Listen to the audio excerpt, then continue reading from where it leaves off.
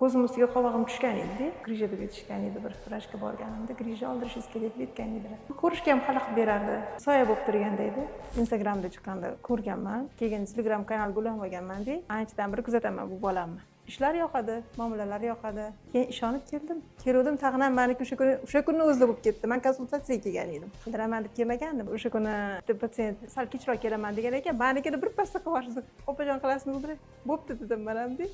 Tezgina qilib chiqarib yubordilar, baraka topsinlar. Faqat shu qilinayotganda archaqanday bo'ladi, hani ukol qiladi-ku. O'sha paytda archaqanday bo'lar ekan, qolganini bilganim yo'q. Gaplashib, quvurishar ekan.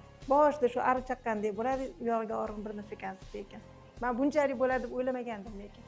Qo'rqgan edim. Ha, albatta. Voy, mazza qiladi kelishsin. Osiqlar bor-ku, grija deydi, bunda osiqlar, ko'zda osiqlar shunaqa ketadi, yaxshi bo'ladi deya xullas. Mazza qilishadi lekin. Ko'rishligi ham yaxshi ekan. Qanaqadir ochiladi ko'zligi. Endi bizning yoshda ochki taqamiz-ku, baribir keyin ochiladi. Sal xiraroq bo'lib ko'ringan bo'lsa, yorug'roq bo'lib ko'rinadi. Tushuntira oldimmi? Shunaqa bo'ladi demoqchiman-da. Arziydi hamma tomonlama. Jamoalarning o'zi zo'r ekan hammasi. Mashq klinikani hammaligi kirgandan muomalaligi yaxshi. Menga juda yoqdi lekin. Sardarjon bolamga rahmat, sizlarga ham rahmat. Sog' bo'linglar.